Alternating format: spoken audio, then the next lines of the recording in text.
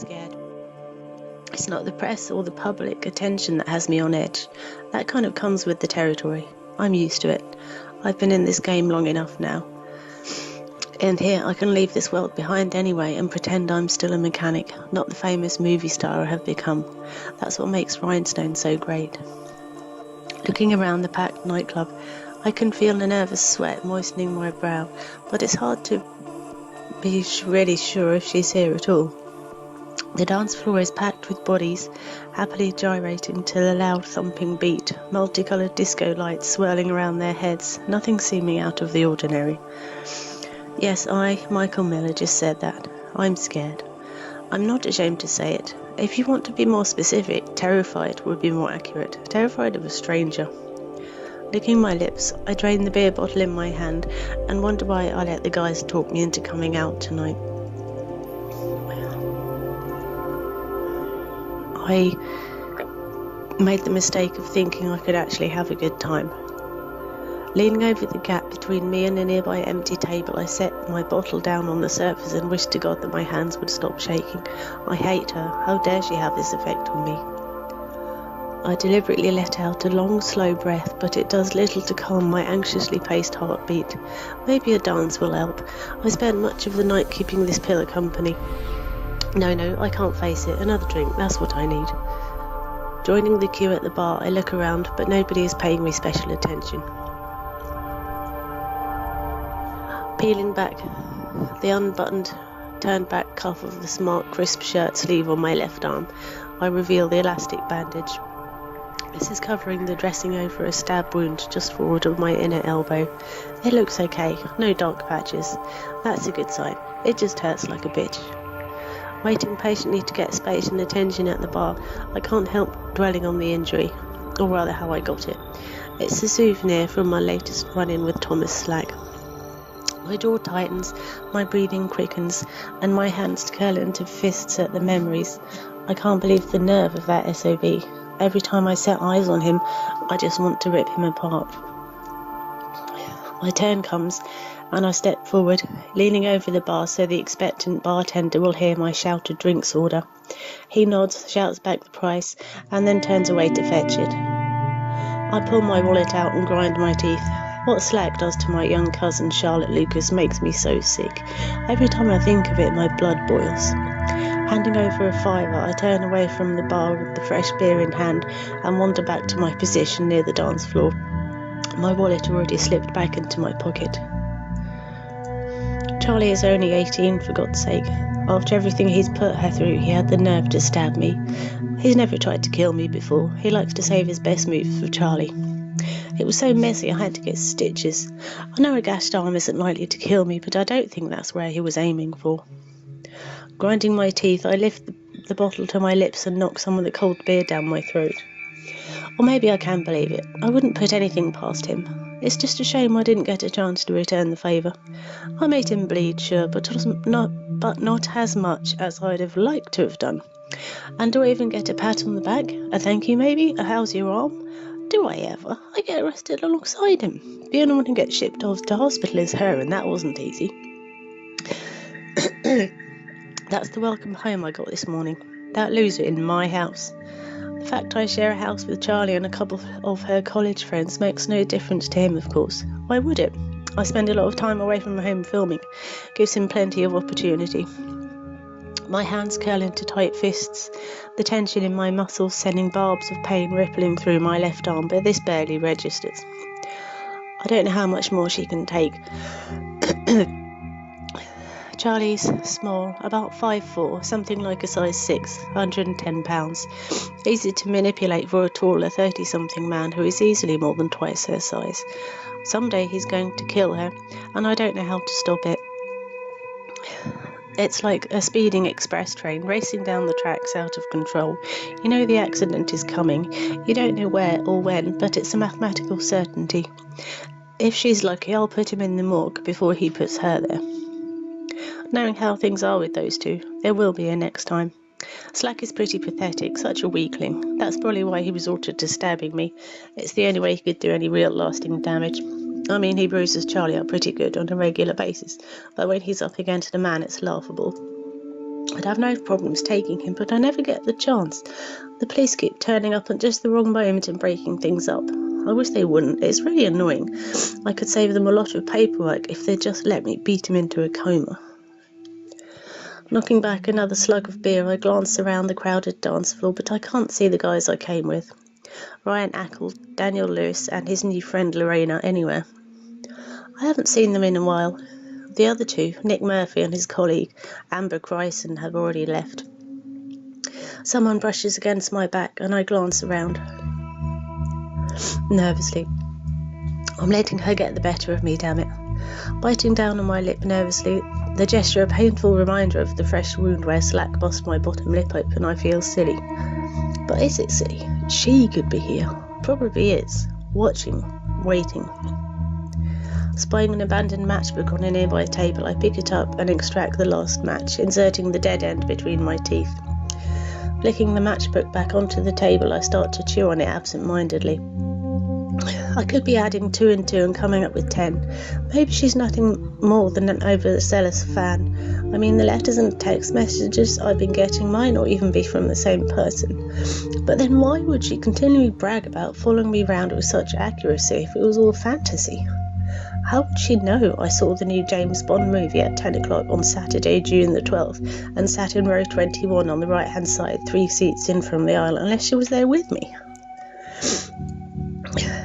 A shiver creeps through me, and I roll the matchstick to the other side of my mouth. And how the hell do I even remember that stuff? Stuff like my vanished porn mag should just be me absent-mindedly putting it somewhere else, if it wasn't for the fact she said, I found the well-read erotic magazine you keep folded lengthways, tucked away in the back of your jumper drawer. It makes me feel violated. Taking the matchstick between my fingers like a cigarette, I tip more beer into my mouth before reinserting the matchstick. I'm afraid that she is starting to drive a wedge between me and my long-term girlfriend, and believe me, the last thing Eve Mackenzie needs is another reason to get jealous. I don't do it on purpose, she's just paranoid. The thing is, I don't even know who she is. That's what scares me the most. The only clue to her identity I have is her signature. She signs her letters K, with fancy, flowery, girly flair. That's not even necessarily indication of her real name. How can I avoid some stranger I've never met? Removing the matchstick again, I exhale a slow breath and drink more from the bottle. I wish she'd just go away. Why can't she leave me alone? I wish they'd all just go away. My cousin's abusive boyfriend, my looming birthday, my crazy stalker, and my insanely jealous girlfriend. They can all take a hike. It would be nice to wake up in the morning and not have to worry about any of these things anymore. Unfortunately, this is the real world, complete with all the insanity that comes with it. Scowling at the dancers, I reinsert the matchstick between my lips. I mean, Kay says she loves me. That's how much of a fruitcake she is. But what she really seems to get a kick out of is making me sweat. To start with, all she did was write me friendly, gushy letters, like fan mail. And that's initially what I thought they were. Then slowly the letters got a bit creepier. Like her behaviour, it wasn't any one thing, it was an accumulation.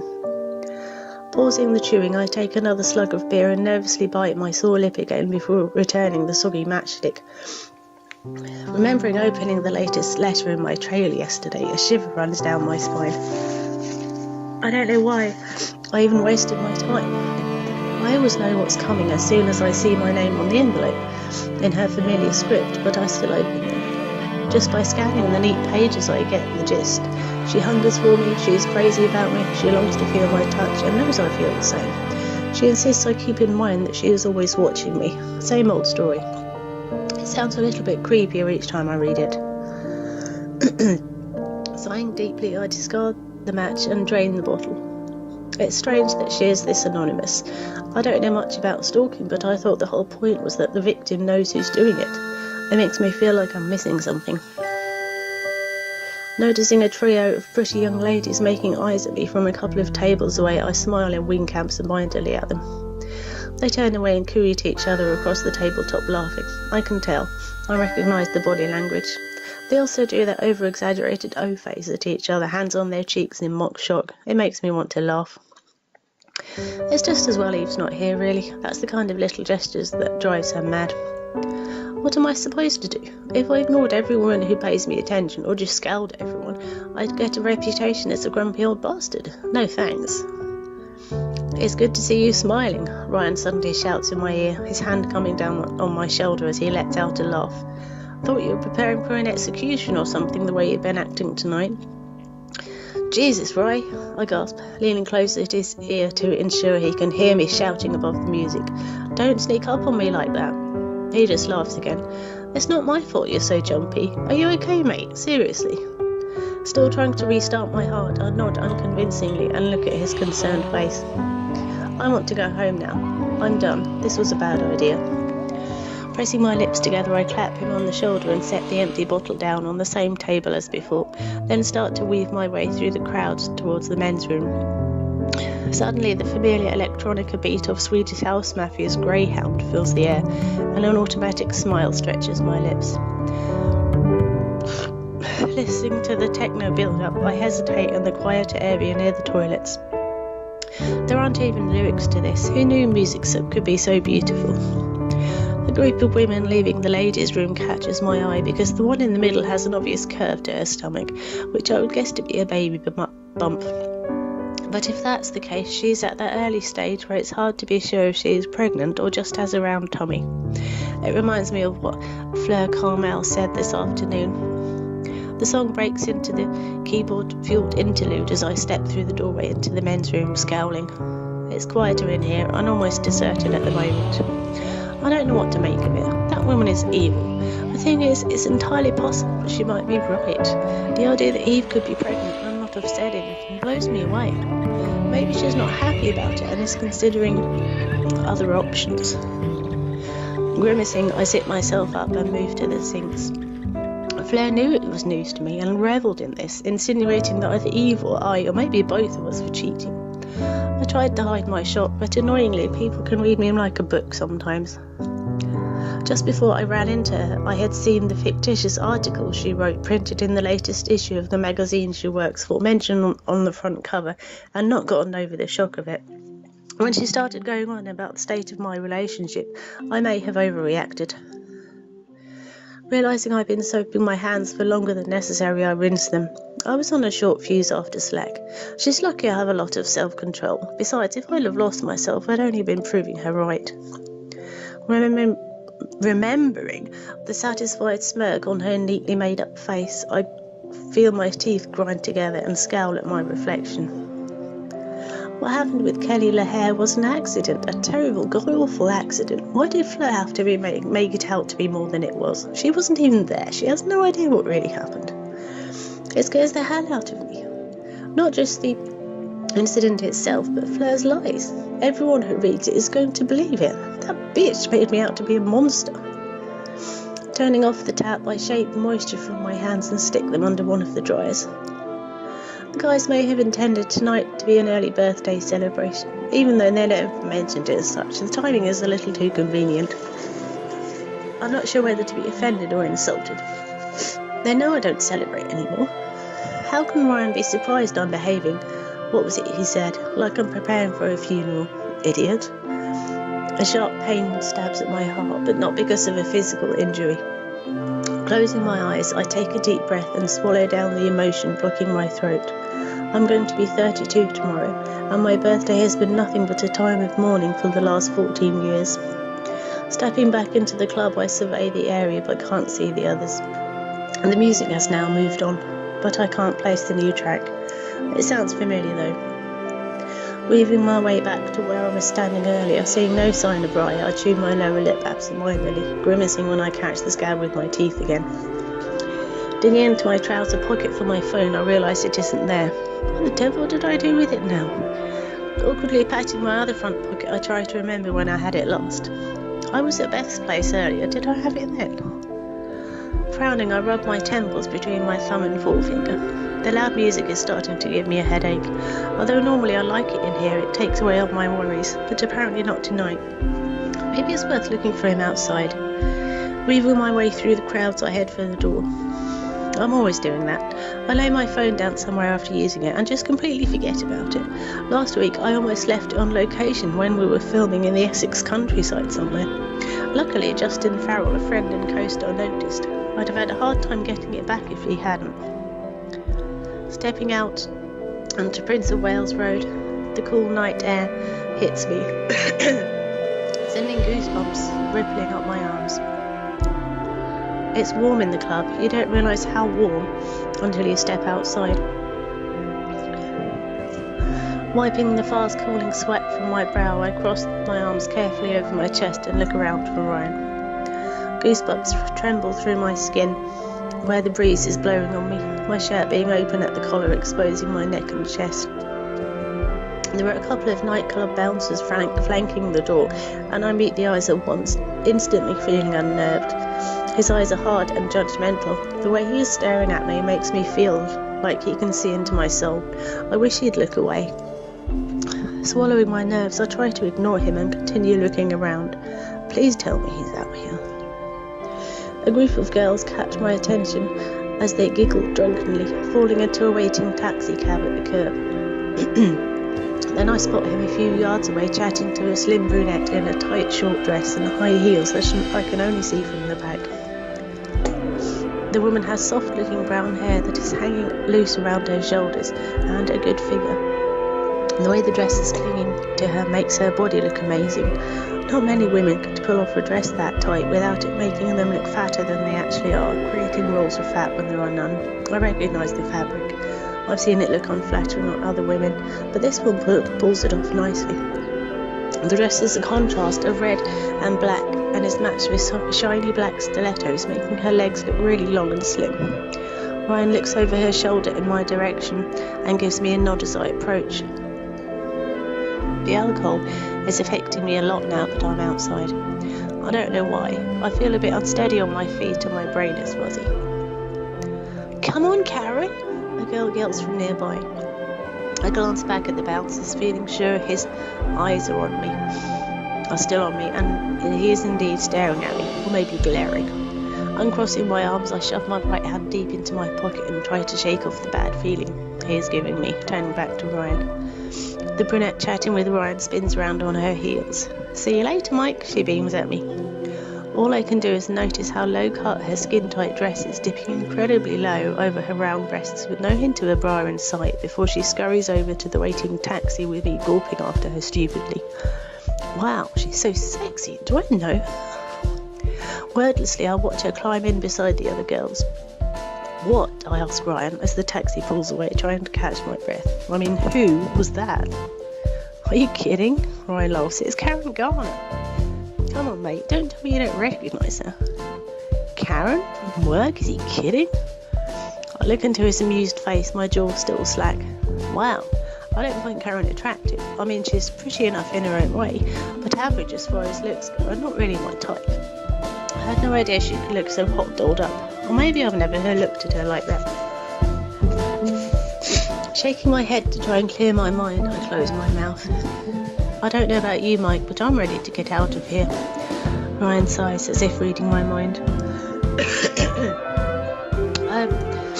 I nod in agreement and lean against the corner of the nightclub building behind me, feeling the chill seep through my shirt, making me shiver. Ryan pulls out his phone and stares at it, hopefully scrolling through the phone book for a taxi company. I stare down the street into the distance, watching the streetlights sway and wobble, pressing my palms against the cold bricks at my back just to reassure myself it's still there. Damn it, I'm really drunk. How did that happen? There are a few bright fluorescent yellow-clothed figures down the road, police officers. Peering round the corner, I glance into the gloomy alleyway beside me and try to pull myself together. I didn't feel less unsteady in the club. Can't I do something to control it? Staring harder into the alleyway, I feel my brow furrow. I swear I'm seeing things. Shivering, I look back towards the nightclub entrance again and see the bouncers in conversation with a bright yellow uniformed police officer. One of the bouncers glances my way. I stumbled into the alley, desperate to avoid his hawkish glare, and put my right hand up on the wall to stop myself falling down. It's pretty gloomy down here. There are many bright street lights down the Prince of Wales Road, but the nearest one doesn't cast much light this way. Excuse me. If only I could stop feeling so drunk, everything would be okay. Where's a bottle of water or a slice of bread when you need them? A prickling sensation creeps across the back of my neck, making me shiver. My eyes are definitely playing tricks on me. Either that or there really is a pair of feet on the ground over there, sticking out from the other side of the huge dustbin on my left. My heart begins to beat out of time, as if confirming the bad feeling I'm starting to get is justified, and I become very aware of my own breathing. A dim light attached to the wall somewhere above my head blinks into life for a second, casting enough light to confirm the existence of the small bright blue shod feet with the toes pointing skywards. Dear God, she's not an hallucination. The feet are definitely female, judging by the size, and are not moving. Horror flies through me as I step forward slowly and deliberately, keeping my right hand on the cold bricks for stability. The goosebumps creeping up my arms are not from the cold night air, as I realise the heavy breathing I can hear is not my own. I've got my wish, and I'm starting to feel more sober, even if this is not the way I would have selected out of choice. My breath catches in my throat as I make out the figure standing in the shadows, my eyes starting to adjust. The figure is almost certainly a man, and judging by the tall, stocky build.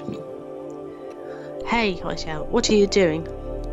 The man makes no verbal response to my challenge, not even taking a swing at me, only his heavy breathing betrays his presence.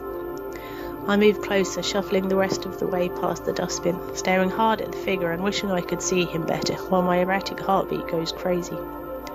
Staring down into the dark space where I imagine the body attached to those feet to be, I am unable to make anything out. The bin completely obscures the distant lights in the street. I become aware of the heavy breathing having faded away. Looking up, I see the figure is long gone. Oh my God, what was he doing down here? A very uneasy feeling settles in my stomach as the obvious possibilities cross my mind. Another chill runs through me, leaving a trail of goosebumps in its wake. The dim light above my head flickers to life again long enough to reveal the young woman that lies slumped at my feet, out cold and beat up. I bite down on my sore lip, hardly feeling the accompanying pain as my breath catches in my throat. Dropping to my knees in the darkness, keeping my injured arm close to my torso, I am grateful not to have landed on her legs. "Hey lady, can you hear me?" I whisper. I have no idea why I'm whispering. The fact I saw her for such a short moment makes the image that much more powerful and easy to recall. Her flimsy blue dress matches the shoes and is torn, streaked with blood. Her face is a gut-twisting sight, all bruised, bloody and swollen. There is no response from her, not that I expected one. She looks kind of dead. Fighting hard not to lose my balance, with nausea stirring my stomach, I reach out and start groping for her wrist in the gloom. The fact I'm kneeling over her leg helps a bit. I've never seen a dead body in real life before. I hope she's not dead though. God, what if he killed her? I could be kneeling over a corpse. I realise I'm shivering. Whether it's from the cold, the adrenaline, or the fear, I couldn't tell you, perhaps a combination. I carefully trace up her leg with my hand, progressing up the side of her hip, until I finally locate limp fingers. My fingers are only touching her fleetingly, like a butterfly's touch, because I feel like such a creep touching a strange woman in this way. If she's truly dead, she's not going to object, but I do, and that's enough for me. I wish the light up there actually worked, and then I could see what I was doing. Although I'm grateful I don't have to look at what's left of her face for a prolonged length of time. I'm already sickeningly familiar with the sight of a battered woman. I spent enough time with Charlie to be sure of that. She says he loves her. What jokes, like wouldn't know love if it thumped him in the face. Almost as soon as my fingers close around her slim, heavily braceleted wrist, she gasps back to life, but my relief at this development is short-lived. She jerks her hand from my grasp and immediately begins beating her small, powerful fists against me. "Get off me!" she shrieks, her voice hoarse and filled with terror. I throw up my arms to ward off her attack, hissing through my teeth as my left arm complains, but this is all it takes to upset my balance. Ah, wait, I cry. No! Sobbing the whole time, she starts clawing at me as I topple onto her, unable to steady myself. I don't know what parts of me hit what parts of her, but I start to hurt in a lot of places, and the pain in my head increases. Wasting no time, she reacts to this onslaught with a very loud, high-pitched scream. I fail in my efforts to avoid my entire weight dropping onto her, and my head hits the wall behind her. Blood starts humming in my ears. I'm left unable to determine what hurts more. Panic floods through me, triggered by her terrified scream, and I hastily try to get up again, but this is not an easy task. It feels like she has about 3 pairs of hands. Clawing at my face, arms, chest, anywhere and everywhere. I'm not going to hurt you, I gasp breathlessly. She is sobbing, flapping her clawed hands in a panic, utterly terrified and probably not even hearing me. I managed to half stand, my right hand braced on the wall behind her. The woman takes advantage of my vulnerability, her knees or feet connecting with my crotch and my stomach.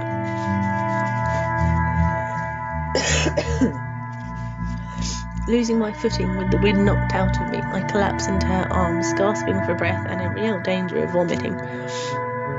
Panting hard, I lick my lips and taste blood. She must have split the wound open, damn it. Pain now hitting me from all sides, I feel increasingly certain that I'm in danger of throwing up or passing out. Maybe both. She screams again and tries to push me away, beating against my head and shoulders with her fists. I want to apologise and offer words of comfort, but I am having trouble just drawing breath. Not that it would do much good. She's delirious. Before I can catch my breath, find my tongue or my feet, someone intervenes. "Oi!" an authoritative voice exclaims, accompanied by a bright light. "What the hell's going on here?" A strong hand grabs hold of my shirt collar, a second clasping my wounded elbow painfully, and suddenly getting up is no longer a problem. "Help me." The woman at my feet sobs hoarsely. "Help me, please. Don't let him hurt me anymore." With that, she breaks into a coughing fit. Still gasping for breath as my lungs try to draw in more breath than possible, I fail to absorb her words properly and start to feel incredibly lightheaded. A bright torch is shining in my eyes, and I lick my bloody lips nervously, my hand searching for the secure support of the wall before nausea knocks me out. "Look," I pant, squinting and holding up my hand against the light, swaying on my feet slightly. "I was just trying to help." "I've been attacked," the woman babbles through her sobs, her voice still hoarse. "He raped me." What the hell is she saying? Jesus, I never touched her, I gasp, panting hard, and the nausea intensifying. Oh my god, oh my god, oh my god, this can't be happening, this can't be happening. "I'm a police officer, miss," a soothing male voice purrs. "Don't worry, you're safe now, it's going to be okay." Oh god, the police, of all the people that could have responded to her screams, this is bad, this is really, really bad. The man, who I can't see very well past the light, is still holding my arm tightly, and I rip myself away from him, finally feeling the wall against my back. I never, I stutter, the words coming out in a rush as I look down at her in shock. The woman now has her head buried in the policeman's chest, her fingers gripping his sleeves tightly as she cries heartily into his protective vest. A softly spoken masculine voice utters words from beyond the alleyway entrance, but I can't catch them. The officer at my elbow turns his attention towards the voice, tilting his blinding torchlight in that direction too. Blinking against the darkness, I exhale with relief and take a step towards the woman on the ground, still feeling unsteady. Leaning down, I can feel the eyes of the officer comforting her on me. I don't have to be able to see his face to confirm this. "Stay back," he hisses. The policeman comforting her is still holding his torch. The light is shining across the side of her head closest to me. "Listen, this isn't what it looks like," I breathe, holding my palms out in front of my chest in a gesture of surrender. "I swear to God." The woman turns her head towards me at the sound of my voice, her expression startled and horrified. "Lady, why don't you tell them about the other man?" I say softly. Her face is heavily bruised and splattered with blood in the places where her skin is broken. I can hardly stand to look at her. He must have hit her hard. Her eyes are bloodshot. What other man? The policeman questioned sharply. If I wasn't so drunk, I could have run after him or punched him. He deserves a beating, whoever this bastard is. Then I make the mistake of resting my hand gently on her shoulder, and I know straight away this is a mistake because she reacts like I've stabbed her. No! She shrieks, letting out a scream and slapping at my hand, staggering over the policeman's knee in her desperate attempt to get away from me. He catches her in his arms, preventing her from falling backwards onto the ground. Shh, it's okay, he murmurs softly, extending an outstretched palm into my chest and pushing against me. It's okay, you're safe now, don't worry about him. No, don't touch me, she jabbers, her voice still hoarse and coughs. Don't let him touch me. You, the other policeman says, his tone harsh and accusing, having turned his attention back to me. Leave her alone, you've done enough already. I feel a hand on my arm as it drags me away from the woman and shoves me against the wall. Shh, the policeman kneeling next to the woman coos, rubbing her back as she sags against him again, his voice gentle and comforting. You're safe now, miss. Everything's going to be okay. I won't let any more harm come to you. The woman just cries against his chest. I think back to what she said. Rape? She was raped. My God. Look, I didn't hurt her, I cry. Shaking off the copper's hand, I take a couple of steps backward and steady myself against the wall better, panting hard. I swear I'm going to be sick. Rubbing my left arm absent-mindedly, I feel the adrenaline running through me intensify. You're coming with me, the officer says, taking a step towards me. I can feel sweat forming on my brow and panic paralyzes my chest muscles. No, I cry, raising my hands in surrender. I didn't hurt her, it wasn't me. The officer extends his hand towards me and grabs my wrist. Then you won't mind clearing this up down at the station, will you? He smiles. Tell them, I shout, my voice unnaturally high. Tell them it wasn't me, please, I was just helping. The woman does not say anything or even look my way. Her face remains lost in the policeman's chest.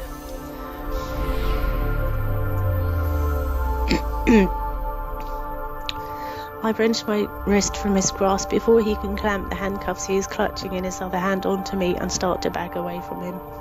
She's confused. She has no idea what's going on, I babble, shaking my head. You can't believe everything she is saying. She's basically telling them that I beat her and raped her before trying to kill her, and they believe her. It's all wrong.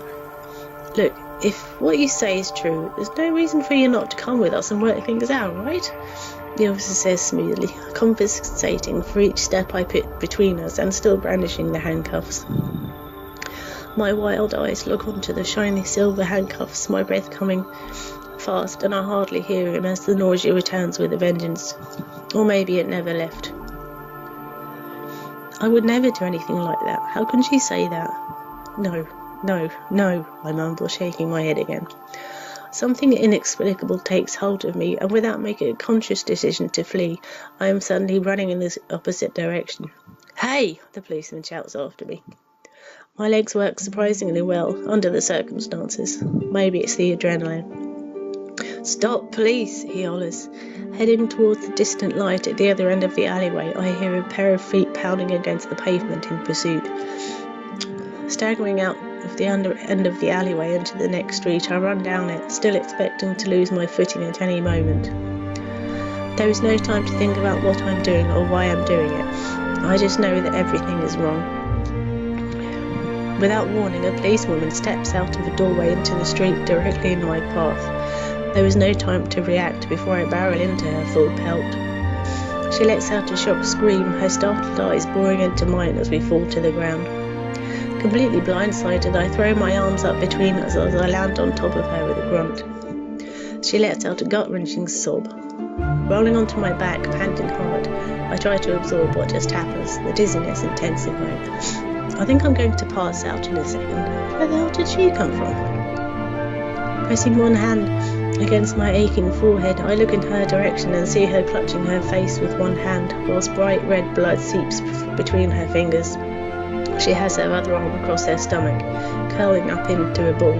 She rolls away from me, all the while sobbing, groaning, and sounding kind of like a wounded animal.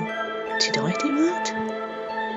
I'm sorry, I gasp, managing to sit up and rub the sore knuckles on my right hand absent-mindedly. I'm so sorry. She doesn't react. Maybe she didn't hear me. Staring at her, back. My hand lifts up to cover my mouth as I feel the nausea rising inside my chest. Making a choking sound, I fight to keep it inside and swallow it down again.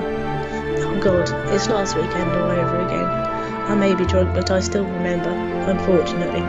The memory of Kelly lying on the pub floor screaming flashes through my mind, and the nausea rises up again. Getting to my feet in a mad wobbly rush, I stagger across the street as I fight to keep or gain my balance and try not to lose my stomach contents. Looking down the street in the direction I ran from, I realise the officer pursuing me isn't here. Did he give up or did I lose him?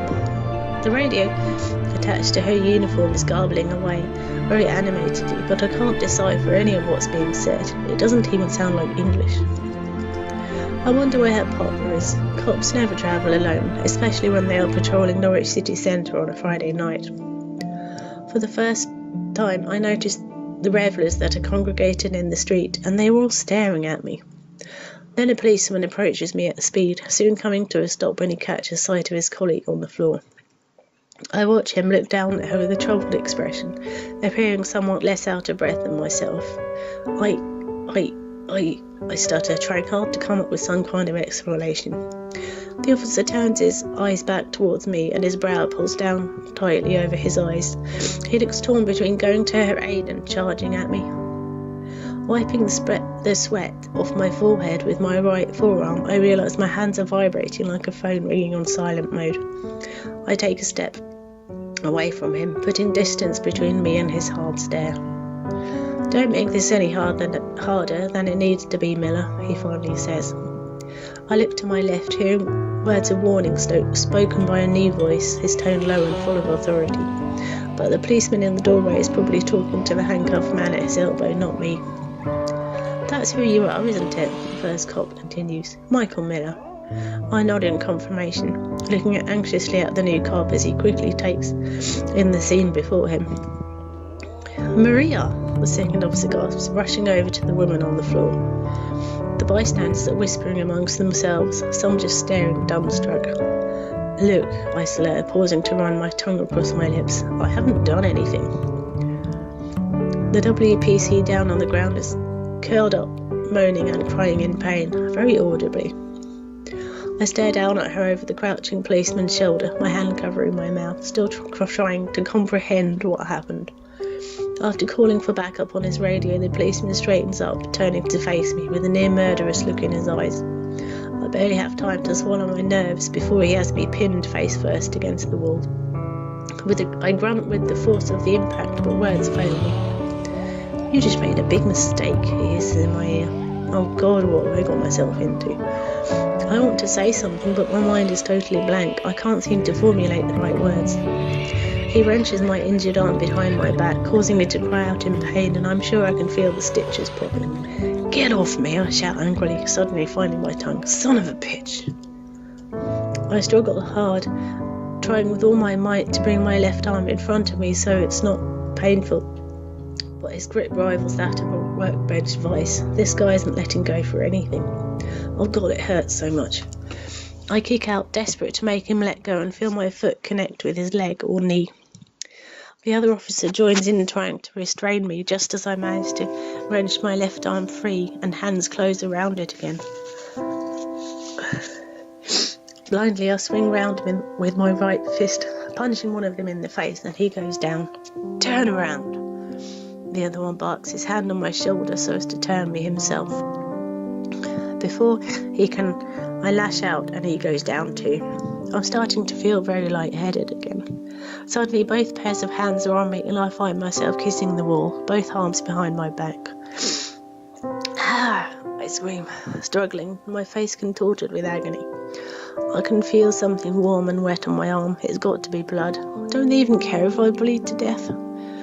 One cop manages to secure a cold steel ring around one of my wrists. Pushing them backwards with all the strength I can muster, I manage to unsteady them enough to free myself from their grasp. Panting, I cradle my handcuffed arm across my torso, relief flooding through me, and turn my back to the wall. One officer is in the process of picking himself up from the floor again.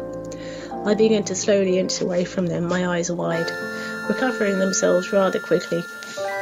One officer pulls a canister from his belt. I stare at his hand nervously as he brandishes it between us and try to figure out what this new weapon is. Down on the ground, he orders, panting hard.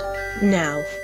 I hold my hand up as if this will offer me protection. I nod and stop moving my feet. He looks to be on the verge of dispensing this canister at me.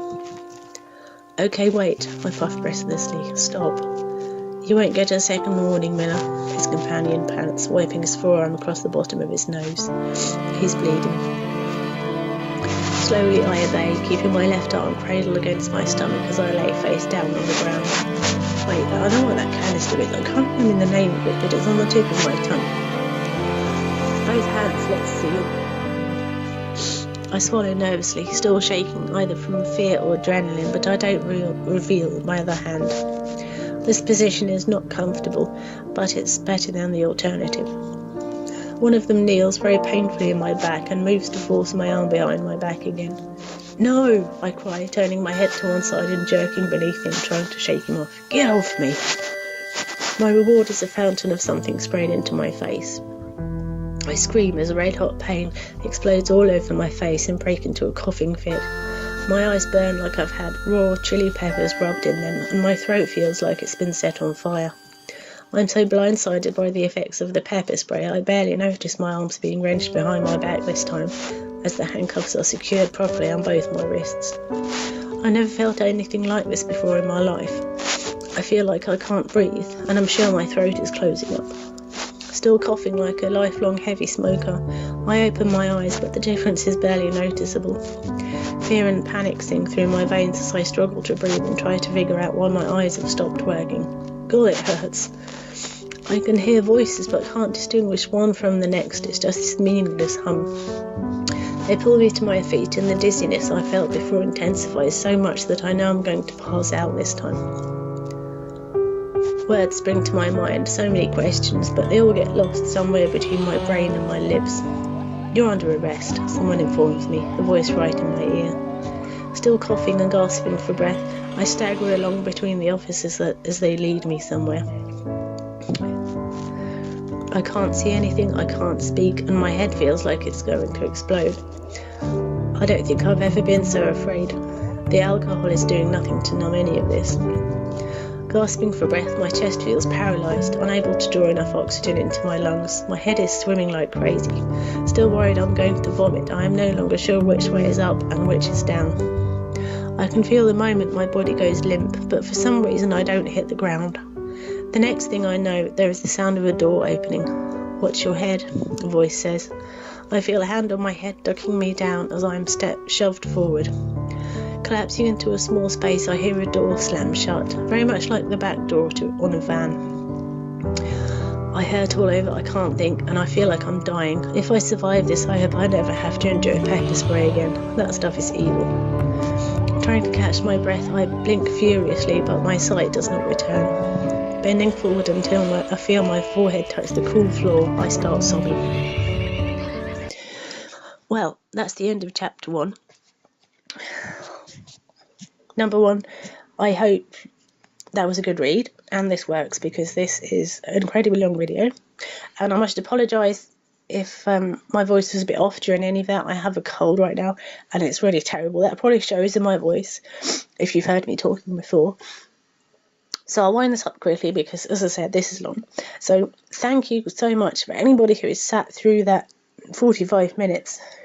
I don't know if you think it works well, because this is the first chapter of a book that I have written, unpublished, and I'd really love your opinions on it. Anything you have to say, please leave it in the comments section, and I'll be back soon with chapter 2. So, thanks. I'll see you soon. Bye.